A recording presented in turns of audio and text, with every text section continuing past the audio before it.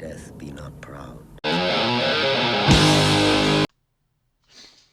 Well, all right, you ignorant pigs, put down your crack pipes and your beer bongs. It's time to listen to Holy Diver rap about playing some Mordheim today. And we started our campaign off pretty strong. I had to run the fricking gauntlet today. Now, if you were on stream Saturday from noon Mountain Time on Rumble, you actually got to see me make my Mordheim list.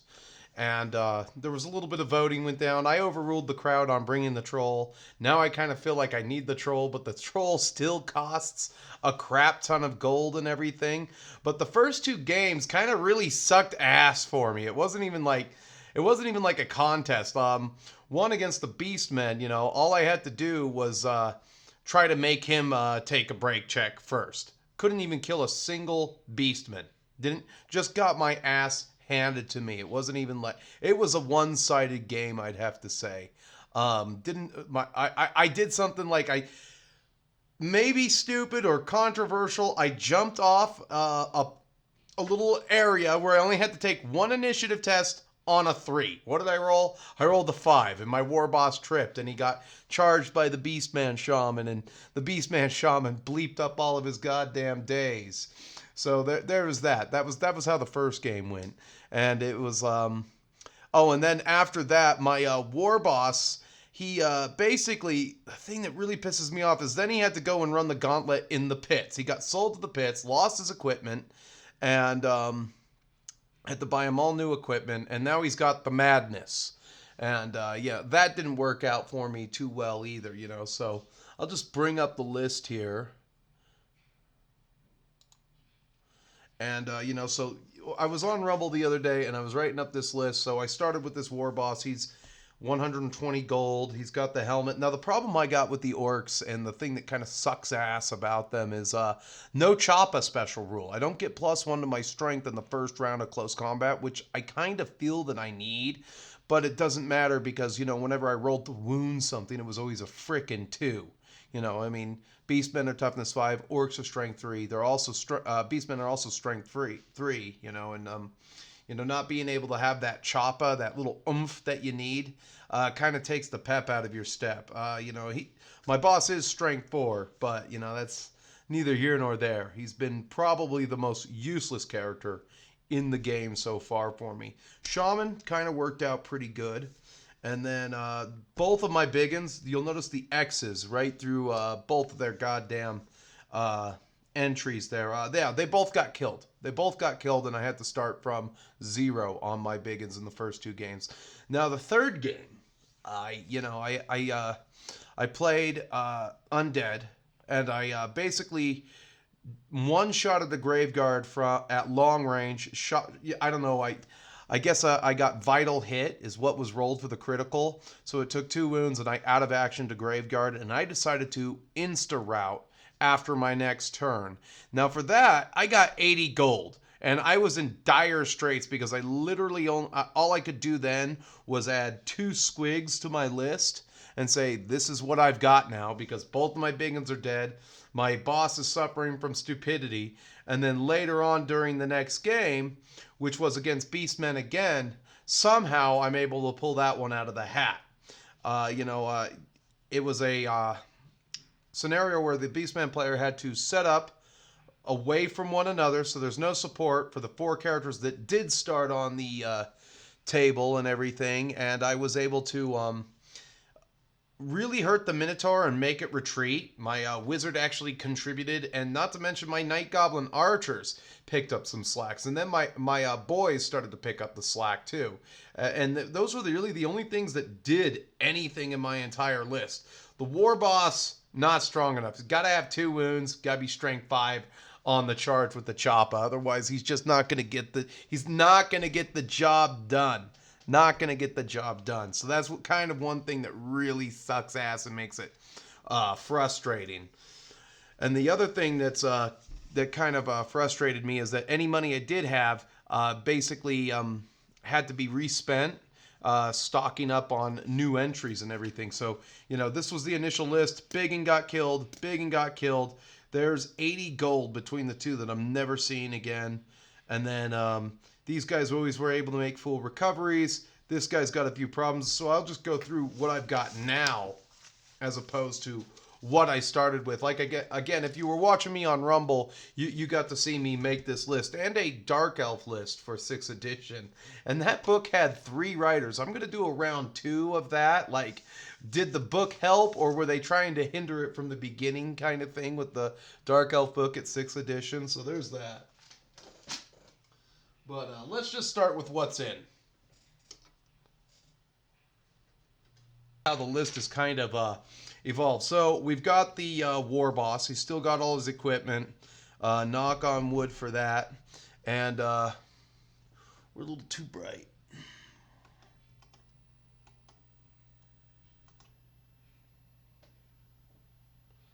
Little too bright. We got our war boss here. He's actually a really dark figure. And this guy is Boss Tusk Cracker. All right, and he's got a bad leg now, and he's suffering from the madness because of his pit fighting days. And I tried to do brain surgery. And I rolled a 7. You know what that means? Oh, we did our best, but we can't cure you of your retardation.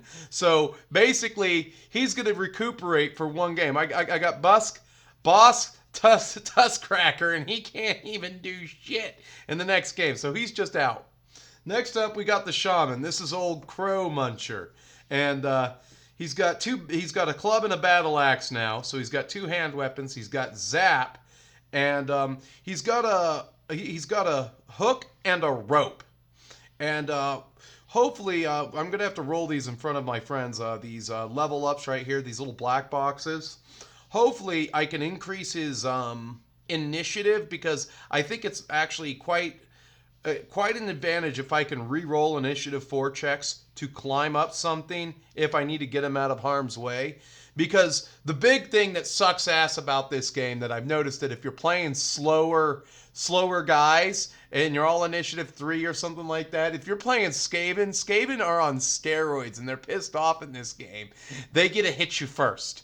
They just, I have a rat ogre. It's initiative 5. There you go. And, so you can't just charge it. I thought there would be some instances where I had high ground and I charged it, still hit me 3 times, wounded me 3 times. Like, are you freaking kidding me? You need 4s to hit me. Oh, there's 3 4s. You need 3s to wound me. There's 3 3s. Oh, you were +1 because you charged me that 1 time.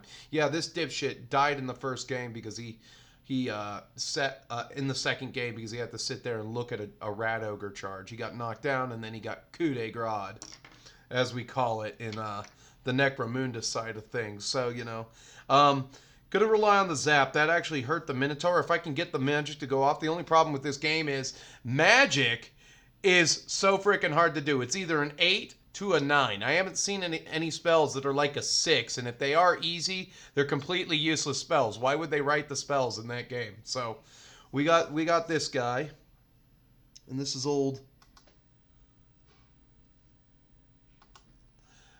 Crow Muncher. All right, so we got him.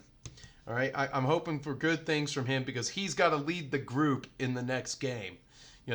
Because Boss Tusk Cracker over there isn't going to do shit. He's going to be sitting it out. So now we go to the last guy. I purchased 40 gold, and I bought old Iron Face right here. And it's just a biggin. And the cool thing is, about when my biggins died, I was able to keep some of their equipment. So I have an extra battle axe, light armor, shield, and helmet. Not to mention 4 daggers and 2 short bows now. And I'm thinking about giving him a short bow. I think that might actually work out. So when he's not doing anything, I can take out my short bow and shoot things with it, because he is ballistic skill 3. And yeah, that's that might be that might be the cat's meow. Short bow. Oh, but those come from the goblin list, so I don't know if I can do that. I'll have to double check. But I do have the extra short bows. So if I do bring in any goblins, I can give them a short bow, but I can't let them join that particular gang of henchmen. So I got old Iron Face, so he's going to be there. All right, now we're getting into the MVPs of the MVPs. You know things are bad when night goblins are basically your MVPs. You got two night goblins with bows, and these guys, they're they're on the other page here. And these are the long-nosed shooty-gits. And they have been equipped with bows now. That was 20 gold to buy those, and I bought those at the end of the last game. And so they would have a 24-inch range. They've got 2 level ups that they have to do. What I'm hoping that I can do with these two guys is what do you call it here? I want to increase their ballistic skill and their initiative in each go, so that they can climb better. I can give them a hook and a rope, and they can get out of harm's way if they need to, just making them harder to hit. Because I think that the bows, if I can get these guys up to BS5, maybe on the next one, Initiative 4, they're going to be real kick-ass. And I also arm them with clubs instead of daggers, so I've got 4 daggers. Daggers suck, by the way. If you're using a dagger, it's +1 to the armor. You're giving somebody who doesn't have armor an armor save of 6 up. And knowing my friends, they're going to make that 6 up just to spite me. So there's that. Yeah, got the Night Goblin MVPs with the bows now. They're going to drop bows on them, and there's 2 of them. Now that they've leveled up, I can't add to this gang. Cool thing is, I found out about the goblins, they only count as half a model. So if I lose 2 goblins, that counts as 1 model in the gang, which will keep me around for a little while. Next up, we got Biff and Kiff. And Biff and Kiff, they've actually, they're 2 away from a 3rd level up. So as henchmen here, these guys are just pretty standard orc boys. Got to get these guys up to toughness 5. I think if I can increase any stat line, I want to make them just toughness 5. I don't want you to do a whole lot to me. I just want you to sit there and not be able to move these 2 guys at all. And I think that'll be a good strategy while my war boss or whatever go in and get the good bits and everything. So yeah, these guys they made some kills. Let me see here. This guy, one of them killed a beast man, and I thought that was pretty good. And the other one, they both killed a couple of things. Oh, the other one killed a rat, so that was an additional experience point for 2 games. And then when they survived, there was a game where I won, and they I think one of them picked up an extra experience point. So 4 games, yeah, 1 experience point apiece. Okay, that's right there, and they didn't die. So there were games where like I was almost wiped out to a man, which is freaking sucks Donkey Kong dong. But then there's that. Now I got the newer additions. I had to buy these 2 guys on the fly. This is Bitey and Chompy. Bitey and Chompy right here. These 2 are just normal cave squigs. They really kick ass, but you got to keep them within range of your night goblins for the handler special rule. And the good thing about cave squigs, they only count as half a model, and they move around 2d6. I can use them to bait charges. It doesn't panic me if I lose a squig or something like that, which is good. They're strength 4, weapon skill 4. That's huge. The strength 4 on these guys is huge, especially moving around 2d6. You never know what you're going to get. They're just I noticed that they're kind of a deterrent. They automatically charge in. No penalties if I roll the 2d6, kind of like an old fanatic or something like that. But, there's Bitey and Chompy. And you give them, and the name of the war band is the Crackers Scrappers. Yeah, say that 3 times fast. Crackers Scrappers. And the last guy I added was Sleaze Nose. He's got that big nose. It's one of these old metal handlers for the squigs and everything. And I call him Sleaze Nose. And Sleaze Nose has the squig prodder, and he's got a shield. I know it's not modeled on him, but he's got the prodder. It doesn't say that it's a 2-handed weapon. It says that it counts as a spear. So I gave him the spear. Hopefully, my next game, my strategy will be to kill one thing, automatically route, and collect the gold for that. Buy him a helmet, buy a hook, and because I only got 19 gold right now, 0 shards. Buy both of these guys a helmet and not to mention a hook, and then maybe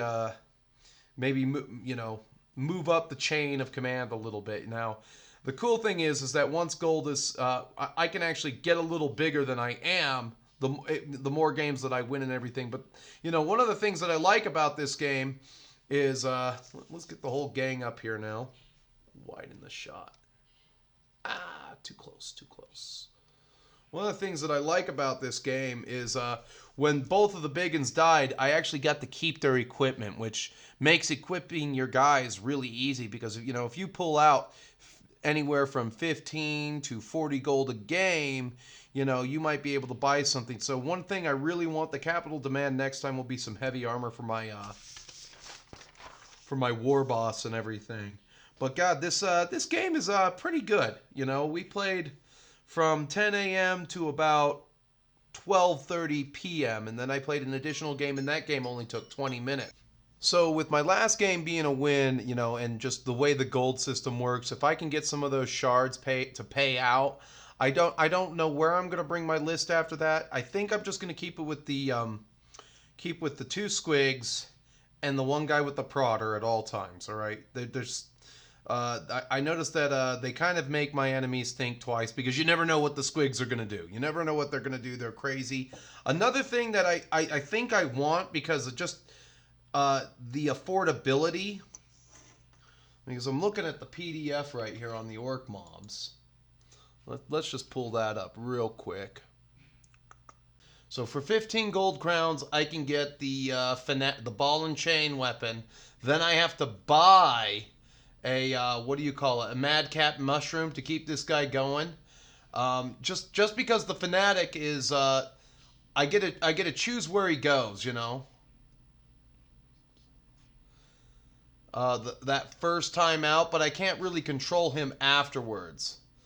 So I think arming him with a great weapon, and I don't think you can. Hold on. Let's see here. It was the squig prodder, the ball and chain. Oh, never mind. So there might not be any room for the fanatic, which really sucks because I really like using this model. I mean, this is one of the better fanatics that they made.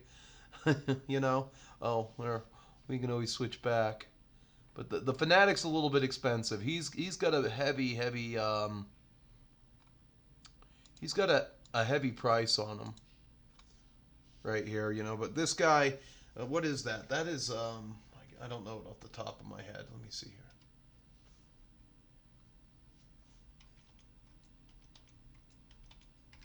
here. Ooh.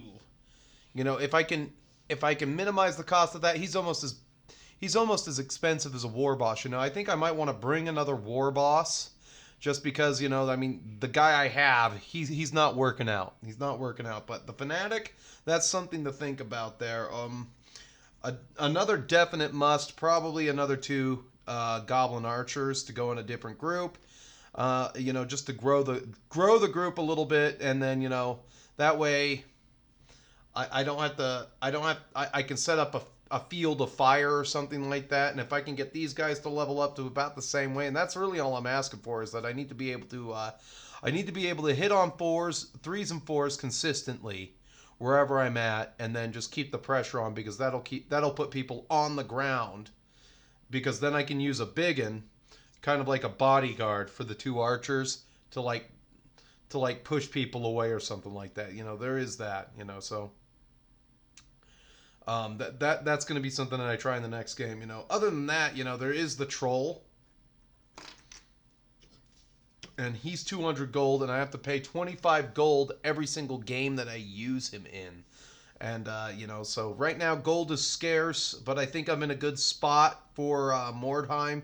That last minute win that I got was really what pulled my ass out of the slammer. But spending the 25 gold to have failed brain surgery, I don't know if that was a good idea or a bad idea. And then my friend says, I'm going to heal my leg. Oh, 11 or 12, my leg is healed. It's like Mr. Burns winning that Astro wagon on The Simpsons, and then everybody pelts the wagon with a bunch of frickin' pretzels. There's like 0 consequences. It's like, yay! And the rich man won a Pontiac Astro wagon, See, Montgomery Burns! Yeah! Yeah! And the fans do not like this one bit. And here come the pretzels. All of of Famer Whitey Ford now on the field, pleading with the crowd for some kind of sanity. Uh-oh, and a barrage of pretzels now knocking Whitey unconscious. So there's that. So yeah, ooh, God, that's just. I don't know how well he'll take a hit because he has no armor. He does have the 4+ regeneration save, so I just like regen. That is better than most people's what do you call it? Big guys that can't wear any armor. The Minotaur really gave me some hell, but I think that if I can stay above them and keep the pressure up on them from afar with the Night Goblin archers, I should be able to keep them off of me. One thing I should do real quick here is let's see if I can do that still. Let's give one of these guys some tribal markings real quick. I think that'd be cool. So we can tell them apart. We can tell who's who among men here. This is one Night Goblin that I actually never finished. Go figure.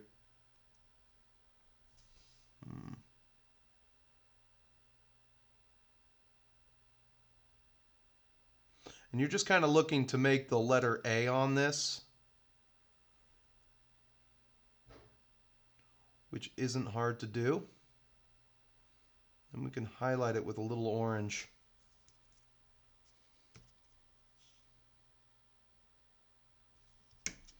Yeah, I'm getting into this game. You know, it's a badass game. I'm surprised I didn't play it sooner. Oh, that's right. Everyone's a 40K head.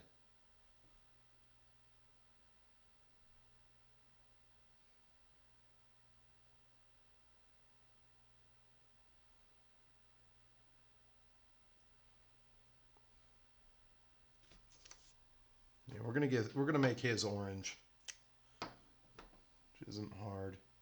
But we're gonna use a smaller brush on that highlight though.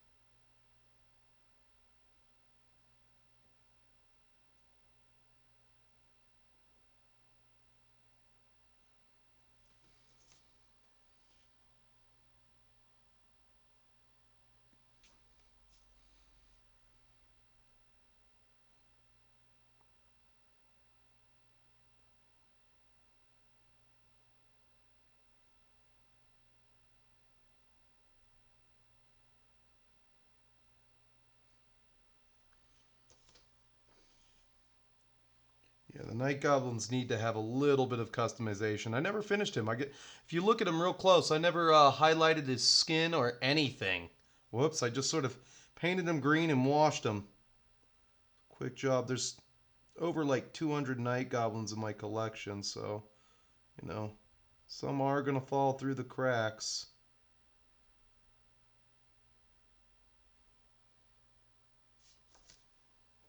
Yeah, that orange just kind of pops out. Just a little bit there.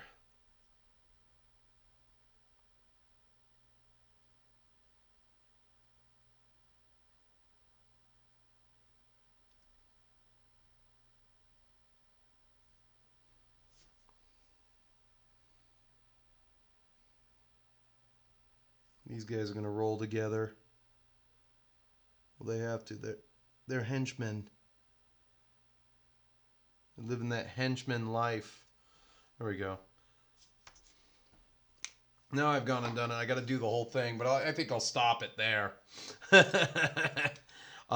this is the warband as it stands.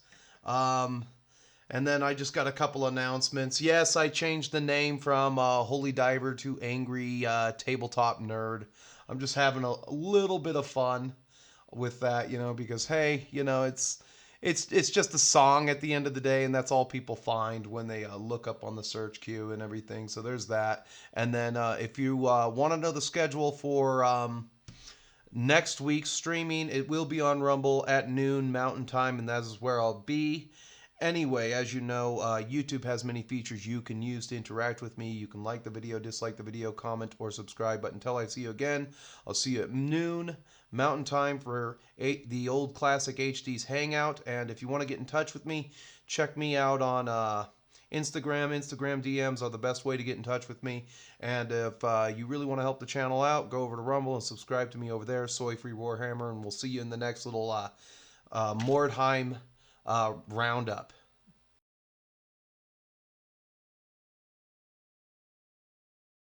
On. I friggin' sold out. It's better to burn out than to fade away. Whoa, whoa, whoa.